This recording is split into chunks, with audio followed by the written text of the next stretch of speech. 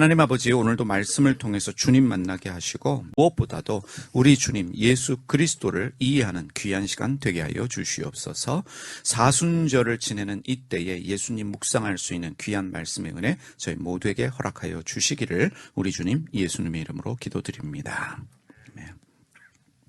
하나님이 히브리 사람 아브라함을 택하셨습니다. 그런데 왜 하나님이 아브라함을 택하셨는지 그 이유는 정확하게 알 수 없습니다. 하나님께서 왜 아브라함을 택하셨을까? 분명한 것은 아브라함이 믿음의 사람이었기 때문에 택하신 것은 아닙니다. 그가 믿음의 사람이었기 때문에 택하신 것이 아닙니다. 여호수아서 24장 2절에서 5절까지의 말씀 새 번역으로 보겠습니다. 그때 여호수아가 온 백성에게 말하였다. 주 이스라엘의 하나님이 이렇게 말씀하셨습니다. 옛날에 아브람과 나홀의 아비 데라를 비롯한 너희 조상은 유프라테스강 건너에 살면서 다른 신들을 섬겼다. 그러나 내가 너희 조상 아브람을 강 건너에서 이끌어내어 그를 가나안 온 땅에 두루 다니게 하였으며 자손을 많이 보게 하였다. 내가 그에게 이삭을 주었고 이삭에게는 야곱과 에서를 주었다. 그리고 에서에게는 세일산을 주어 차지하게 하였다. 야곱과 그의 아들들이 이집트로 내려갔지만 내가 모세와 아론을 보내서 이집트에 재앙을 내려 그들을 치고 너희를 그곳에서 이끌어내었다. 내가 그들에게 어떻게 하였는지는 너희가 이미 잘 알고 있다. 아브람과 그의 가족은 다른 신들을 섬기는 사람이었습니다. 우상 숭배하는 사람들이었습니다. 아버지 데라뿐만이 아니라 아브람을 포함한 모든 가족들이 다른 신들을 섬겼는데 한마디로 아브람은 하나님에 대한 믿음이 없는 사람이었습니다. 하나님에 대한 믿음이 없는 아브라함을 하나님이 일방적으로 택하셔서 갈대아 우르에서 이끌어내셨습니다. 이 자식이 없던 아브라함에게 하나님이 이삭을 주셨습니다. 나이 100살 된 아브라함에게 이삭을 주셨는데 아브라함이 믿음을 가지고 간절하게 기도했기 때문에 나이 100살에 아들 낳는 기적을 경험한 것이 아닙니다. 하나님 아들 주실 줄 믿습니다. 간절하게 기도했기 때문에 하나님 주실 줄 믿습니다. 기도했기 때문에 아들을 낳은 것이 아닙니다. 한마디로 아브라함의 믿음 때문에 그가 하나님의 택함을 받고 나이 100살에 아들을 낳은 것이 아닙니다. 아브라함은요, 아들 주신다는 하나님의 말씀을 믿지 못했습니다. 그러하기 때문에 86세에 하갈과 동침했지요. 여종 하갈과 동침해서 이스마엘을 얻었습니다. 하나님의 말씀을 믿지 못함으로 말미암아 여종 하갈과 동침해서 이스마엘을 낳은 아브라함입니다. 그럼에도 불구하고 하나님은 나이 99세 된 아브라함에게 나타나셔서 다시 한번 아들을 약속하십니다. 그래서 아브라함이 믿었습니까? 아브라함은 믿지 못했습니다. 창세기 17장 17절에서 18절에 보면 이렇게 기록되어 있습니다. 아브라함이 엎드려 웃으며 마음속으로 이르되 100세 된 사람이 어찌 자식을 낳을까? 사라는 90세니 어찌 출산하리요 하고 아브라함이 이에 하나님께 아뢰되 이스마엘이나 하나님 앞에 살기를 원하나이다. 하나님이 말씀하시는데 아브라함은 믿지 못했습니다. 심지어 웃었습니다. 그러나 하나님은 나이가 100살 되어서 이제는 도무지 자식을 낳을 수 없는 아브라함에게 이삭을 결국 주셨습니다.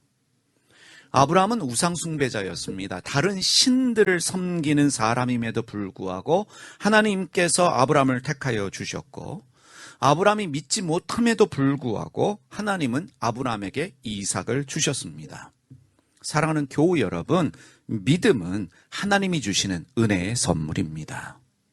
내 감정, 내 의지가 아니라 하나님이 우리에게 주시는 은혜의 선물이 믿음입니다.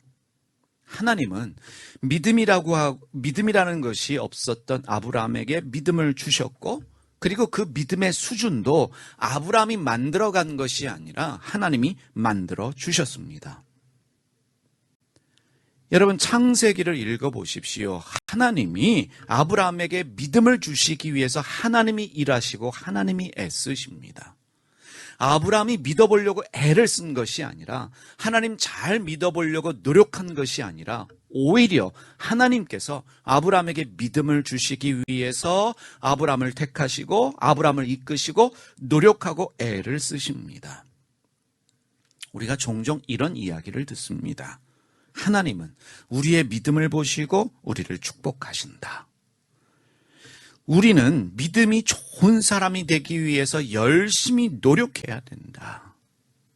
기도하면 믿음이 생긴다. 이런 말을 듣는데 여러분, 사실 신앙이라고 하는 것은요, 내가 하나님 잘 믿어드려서 복을 받는 것이 아닙니다. 하나님을 믿으면 복 받는다. 하나님 믿으면 잘 된다. 신앙은 그런 수준이 아닙니다. 내가 믿고 싶어서 믿는 게 아니라, 내가 열심히 믿고 싶어서 믿어지는 게 아니라, 신앙이라고 하는 것은요, 하나님이 나에게 주셔야 합니다. 그래서 하나님이 나에게 믿음을 주시는 것이고, 신앙은 나를 구원하시는 하나님의 일하심입니다. 내가 열심히 믿어드리는 것이 아니라 오히려 거꾸로 하나님이 나를 위해서 열심히 애를 쓰시고 노력하시는 것이 신앙이라는 것을 우리가 성경에서 발견할 수 있어야 합니다. 내가 믿었기 때문에 구원 얻은 것이 아닙니다. 여러분들이 믿었기 때문에 구원 얻은 것이 아니라 하나님이 여러분과 저에게 믿음을 주셨기 때문에 구원을 받은 것입니다. 내가 믿은 것이 아니라 믿음을 주셨기 때문에 내가 구원을 받은 거예요. 내가 믿기로 결정했기 때문에 믿어지는 것이 아니라 하나님께서 나에게 믿음을 주셨기 때문에 내가 믿어지는 것입니다. 여러분, 이런 이해를 가지고 다시 한번 여호수아 말씀을 보겠습니다. 여호수아, 좀 전에 읽었던 2절에서 5절 말씀 세 번역으로 다시 보십시다. 그때 여호수아가 온 백성에게 말하였다. 주 이스라엘의 하나님이 이렇게 말씀하셨다. 옛날에 아브라함과 나홀의 아비 데라를 비롯한 너희 조상은 유프라테스강 건너에 살면서 다른 신들을 섬겼다. 그러나 내가 너희 조상 아브라함을 강 건너에서 이끌어내고 그를 가나안 온 땅에 두루 다니게 하였으며 자손을 많이 보게 하였다. 내가 그에게 이삭을 주었고 이삭에게는 야곱과 에서를 주었다. 그리고 에서에게는 세일산을 주어 차지하게 하였다. 야곱과 그의 아들들이 이집트로 내려갔지만 내가 모세와 아론을 보내서 이집트에 재앙을 내려 그들을 치고 너희를 그곳에서 이끌어내었다. 내가 그들에게 어떻게 하였는지는 너희가 이미 잘 알고 있다. 잘 보십시오. 아브라함은 다른 신들을 섬겼습니다. 누가 아브라함을 갈대아 우르에서 이끌어내셨습니까? 하나님이십니다. 누가 아브라함으로 하여금 가나안 온 땅을 두루 다니게 하였습니까? 아브라함의 의지, 아브라함의 결정이 아닙니다. 하나님이 두루 다니게 하셨습니다. 누가 아브라함에게 자손을 주셨습니까? 하나님이 자손을 많이 보게 하셨습니다. 누가 이삭을 주셨습니까? 하나님이 주셨습니다. 누가 이삭에게 야곱과 에서를 주셨습니까? 하나님이 주셨습니다. 심지어 에서에게 세일산을 준 분으로 누구를 이야기합니까? 에서가 세일산을 차지한 것이 아니라 하나님께서 에서에게도 세일산을 주셨습니다. 이스라엘 백성에게 모세와 아론을 보낸 분이 누굽니까? 하나님이십니다. 누가 이집트에 재앙을 내리셨습니까? 하나님이십니다. 누가 이스라엘 백성을 가나안으로 인도했습니까? 하나님이십니다. 여러분 삶에 하나님이 계심을 믿으시길 바랍니다. 지금까지 여러분의 삶은 여러분의 노력과 애씀으로 만든 결정물이 아니라 하나님께서 은혜와 섭리 가운데, 하나님의 예정 가운데 여기까지 인도하셨습니다. 여러분들이 주체가 아니라 하나님이 주체라는 거예요. 그래서 믿음은요, 나의 노력이 아니라 하나님의 노력입니다. 믿음은 나의 열심이 아니라 하나님의 열심이요 하나님의 일하심입니다. 그러면 여기서 우리는 이렇게 질문할 수 있습니다. 하나님이 그렇게 애를 쓰시면서 아브라함에게 주고자 하셨던, 더 나아가 우리에게 주고자 하시는 믿음은 어떤 믿음인가? 여러분, 믿음이라고 하는 것이 믿습니다. 아멘. 이 차원이 아닙니다. 그러한 믿음 주시기 위해서 하나님이 그렇게 애를 쓰시는 것이 아닙니다. 하나님이 아브라함에게 주고자 하셨던, 그리고 오늘 우리에게 주고자 하시는 믿음은 어떤 믿음인가? 창세기 15장 6절을 보십시오. 아브라함이 여호와를 믿으니 여호와께서 이를 그의 의로 여기시고. 아브라함이 여호와를 믿었습니다. 그래서 하나님이 이 믿음을 그의 의로 여기셨다라고 말씀하고 있는데, 그러면 아브라함이 가진 믿음, 어떤 믿음인가? 다시 말하면 하나님이 지금 아브라함에게 주신 믿음은 어떤 믿음인가? 우리는 깨달을 수 있어야 합니다. 자식 준다는 믿음이 아닙니다. 여러분, 16장으로 가면요, 아브라함이 하갈과 동침해서 이스마엘을 낳습니다. 이미 말씀드렸지만 아브라함은 하나님이 자신에게 자식 준다, 아들 준다는 말 믿지 못했습니다. 끝까지 믿지를 못했습니다. 그래서 하나님 말씀하실 때 믿지 못해서 웃었던 것입니다. 아브라함에게는 하나님이 나에게 아들 주신다라는 믿음 없었습니다. 지금 이 말씀의 의미가 무엇일까요? 아브라함이 하나님을 믿어드리니 너무 기뻐서 하나님이 아브라함을 좋게 여기셨다, 의롭게 여기셨다는 뜻이 아닙니다. 여기서 아주 중요한 질문을 해보겠습니다. 하나님이 아브라함을 택하셨습니다. 왜? 하나님이 왜 아브라함이라고 하는 이 히브리 사람, 당시에 떠돌이 민족이었던, 방랑자였던 이 히브리 사람이라는 말이요, 히브리 말로 근본도 없는 사람이라는 뜻입니다. 근본도 없는 이 방랑자, 이 아브라함을 택하신 이유가 무엇일까? 아브라함에게 복을 주시려고요? 자식 주시려고 택하셨을까? 아닙니다.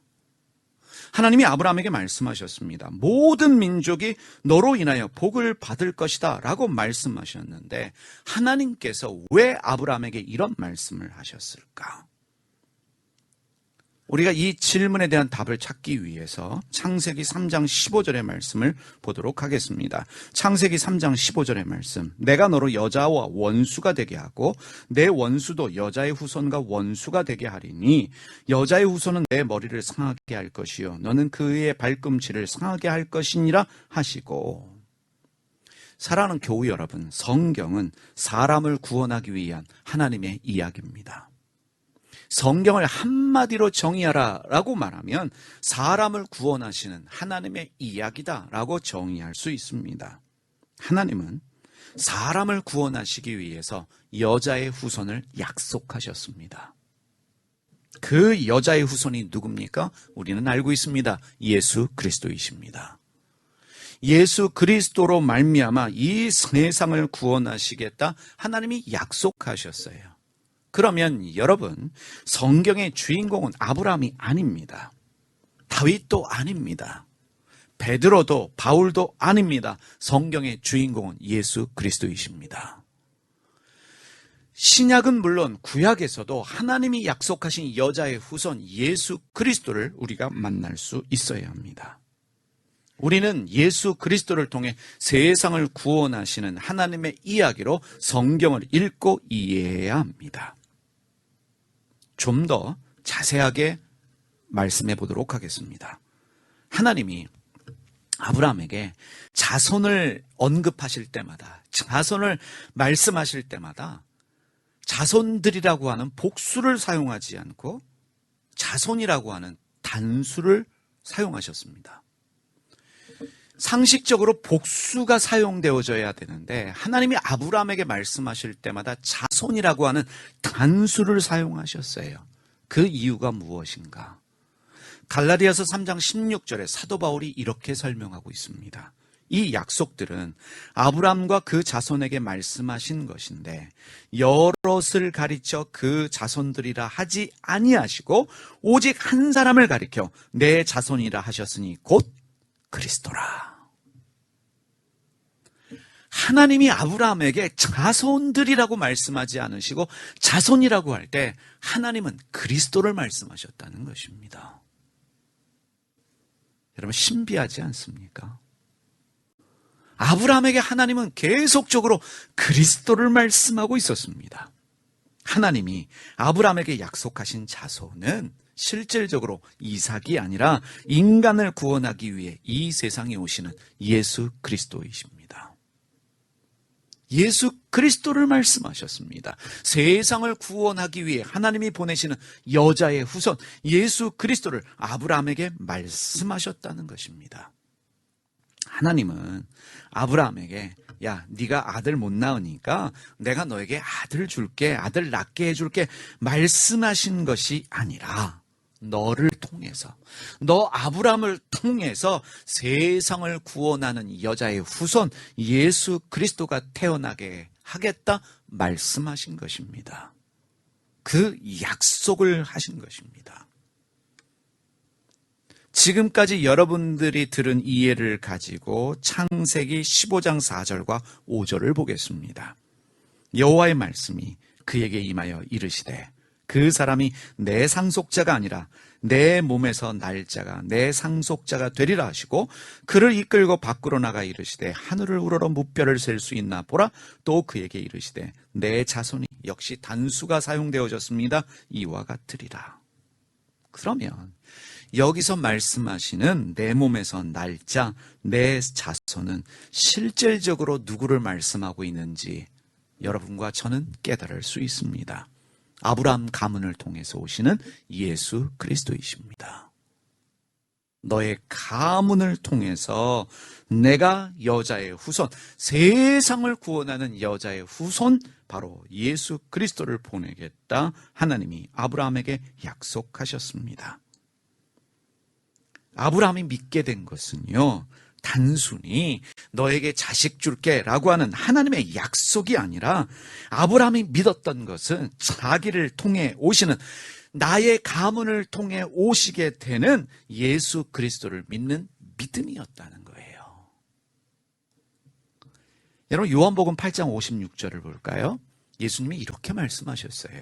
너희 조상 아브라함은 나의 때 볼 것을 즐거워하다가 보고 기뻐하였느니라.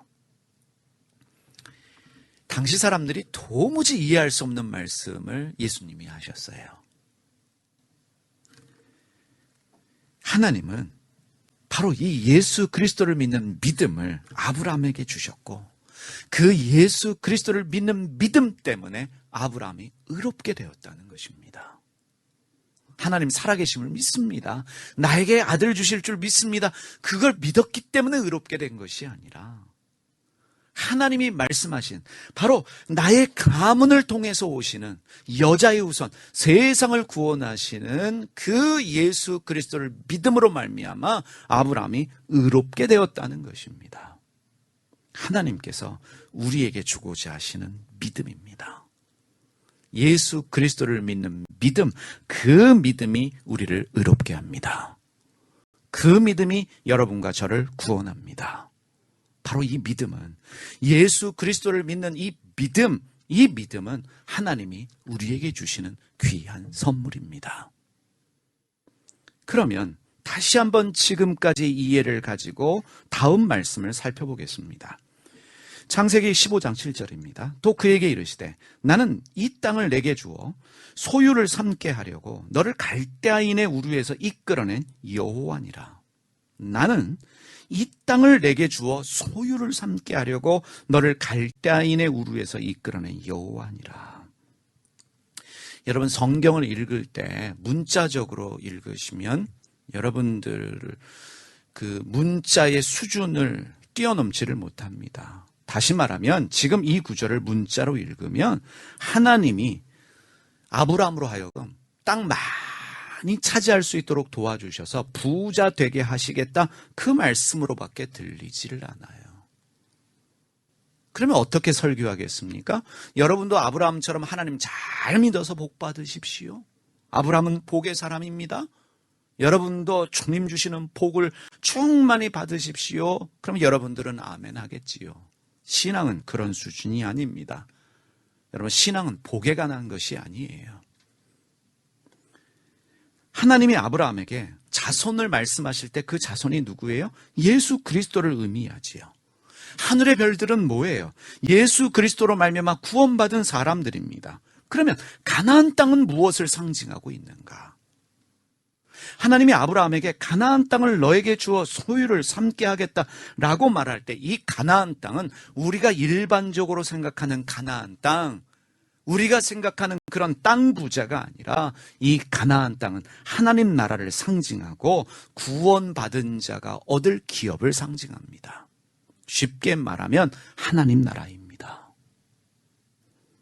하나님은 가나안 땅 주시려고, 다시 말하면 하나님 나라를 우리에게 주시려고 우리를 택하셨습니다. 우리에게 예수님 믿는 믿음을 주신 이유가 바로 여기에 있습니다. 우리에게 예수님 믿는 믿음을 주신 궁극적인 목적이 무엇이냐? 우리에게 하나님 나라를 주시기 원함입니다.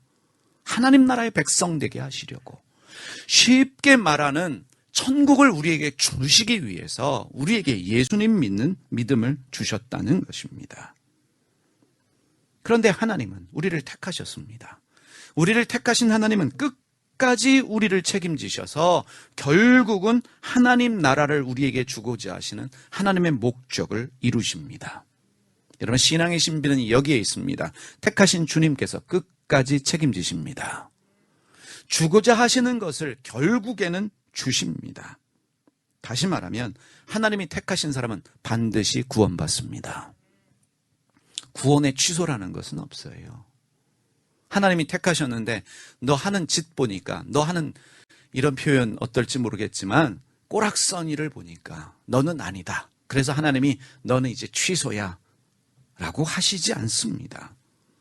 하나님이 택하셨다는 것은 하나님이 책임지신다는 것이고, 하나님 나라를 주시기 위해서 하나님 나라에 합당한 사람이 되도록 하나님이 간섭하시고 하나님이 만드셔서 결국은 하나님 나라의 백성이 되게 하십니다. 아브라함이 여러 실수가 있음에도 불구하고 하나님은 아브라함을 포기하지 않으셨습니다. 사랑하는 교우 여러분, 하나님은 우리가 완전하게 구원받을 수 있도록 간섭하시고 변화시키시며 새롭게 하십니다. 그래서 성령 보내주셨어요. 여러분, 성령이 우리에게 오신 이유는 방언하는 것이 전부가 아니에요. 예언하라고, 병 고치라고 성령 보내주신 것이 아니라, 성령이 우리 가운데 오셔서 내주하시는 이유는 우리에게 영원한 하나님 나라를 주시기 위해서, 우리를 도우시기 위해 성령이 와 계십니다. 지금도 우리 안에 계시면서 우리를 위해 일하시는 그 하나님의 열심을 믿으시기를 바랍니다. 하나님이 영으로 우리에게 오셔서 우리를 위해 일하고 계십니다. 이것이 신앙의 신비입니다. 아브라함이 묻습니다. 8절에, 창세기 15장 8절에 그가 이르되 주 여호와여, 내가 이 땅을 소유로 받을 것을 무엇으로 알리이까? 증거를 요구합니다. 가나안 땅을 소유로 받게 될 것을 어떻게 알 수 있습니까? 이 질문은 우리의 질문입니다. 내가 하나님 나라를 소유로 받게 될 것을 어떻게 알 수 있습니까? 내가 구원받은 증거가 무엇입니까? 라고 우리가 하는 질문입니다. 아브라함은 증거를 요구합니다. 답을 요구하고 있습니다. 여러분에게도 이런 질문이 있습니다. 내가 구원받은 증거가 무엇이냐? 누군가가 나에게 묻습니다. 당신이 구원받은 증거가 무엇입니까? 라고 묻습니다. 그런데 하나님은 아브라함이 증거 요구할 때에 다시 은혜를 주시면서 그에게 믿음 주시려고, 예수 그리스도를 믿는 믿음을 주시려고 애를 쓰고 계십니다. 하나님이 그냥 믿어라고 하지 않으셨어요. 내가 말했으면 그냥 아멘하고 믿어. 왜 이렇게 의심이 많아? 왜 이렇게 증거를 요구해? 하나님은 우리가 요구하는 대로 응답하시는 분이에요. 기도원이 양털 시험하지요. 어디서 감히 나를 시험해? 하지 않으셨어요. 하나님이 확신을 주시고 확신을 주십니다. 아브라함에게 확신을 주시기 위해서 9절에서 11절 보십시오. 하나님이 이렇게 말씀하십니다.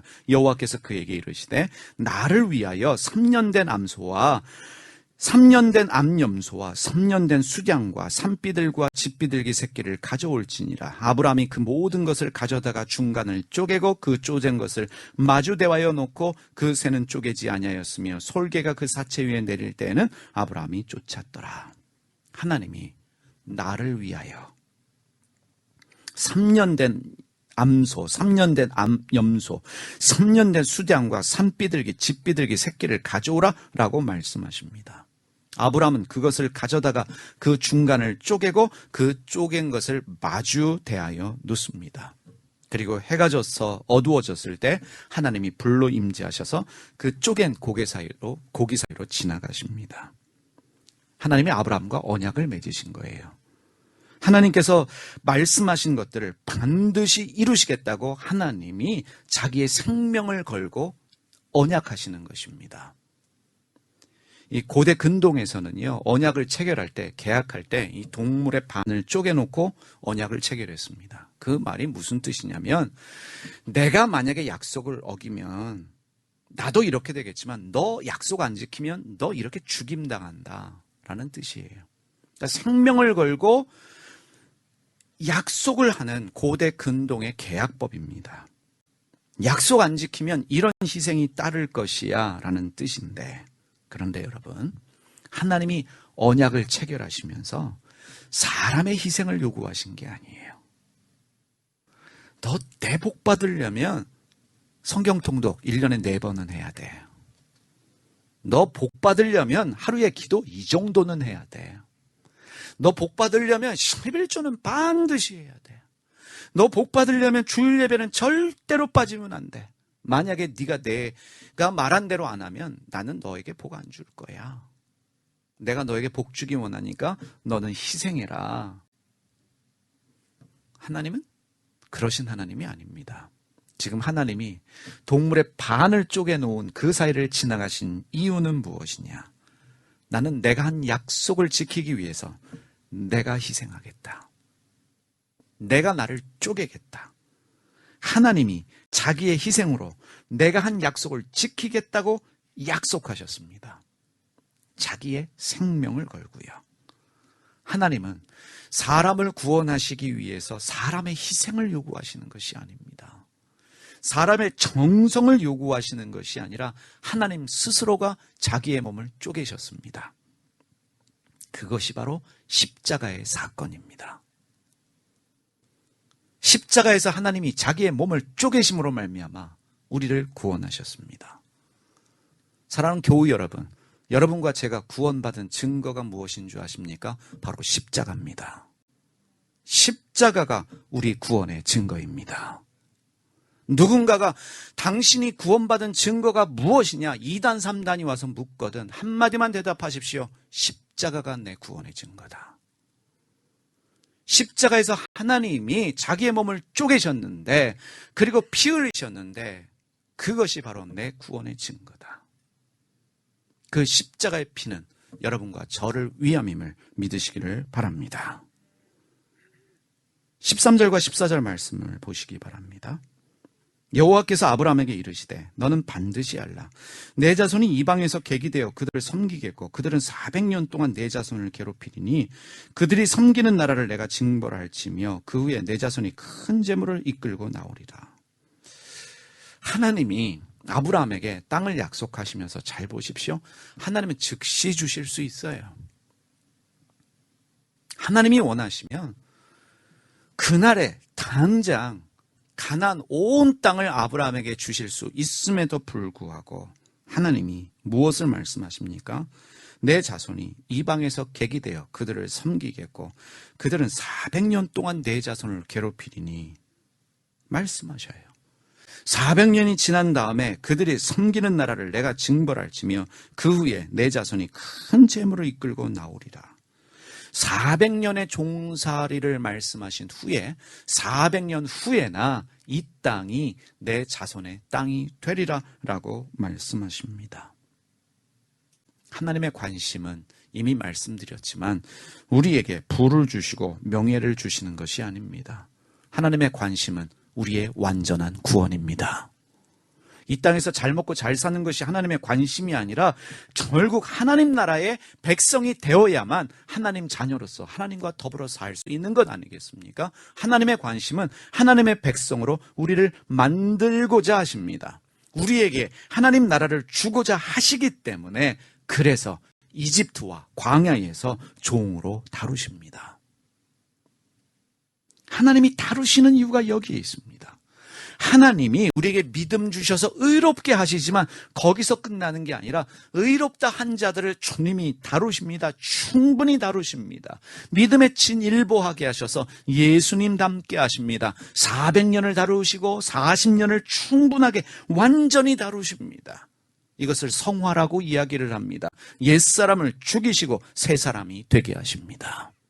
지금 우리에게 주어진 시간들은 이집트의 종살이입니다. 광야의 종살이입니다. 내가 죄지어서 아니면 내가 문제가 있어서 이집트에서 종살이하고 광야에서 어려움을 겪는 것이 아니라 하나님의 은혜로 다루어지고 있습니다.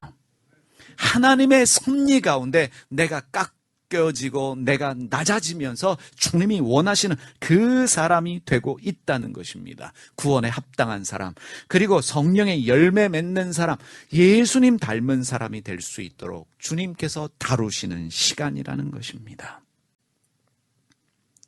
이제 마지막으로 창세기 12장 1절에 3절 말씀을 지금까지 들은 말씀의 이해를 가지고 보겠습니다. 여호와께서 아브라함에게 이르시되 너는 너의 고향과 친척과 아버지의 집을 떠나 내가 내게 보여줄 땅으로 가라. 내가 너로 큰 민족을 이루고 내게 복을 주어 내 이름을 창대케 하리니 너는 복이 될지라. 너를 축복하는 자에겐 내가 복을 내리고 너를 저주하는 자에겐 내가 저주하리니 땅의 모든 족속이 너로 말미암아 복을 얻을 것이니라 하신지라. 어떻게 땅의 모든 족속이 아브람으로 인하여 복을 얻을 수 있겠는가? 이것은 아브람을 통해 오시는 예수 그리스도로 말미암은 구원의 축복입니다. 아브라함 때문에 모든 민족이 복을 받는 게 아니라 아브라함의 자손으로 오시는, 아브라함의 후손으로 오시는 그 여자의 후손 하나님의 아들 예수 그리스도로 말미암아 모든 민족이 복을 얻습니다. 그 복은 무엇입니까? 구원입니다. 하나님 나라의 백성 되는 것입니다. 하나님이 아브라함에게 복을 말씀하실 때 이 복이 히브리어로 바라크입니다. 여러 번 말씀드렸죠.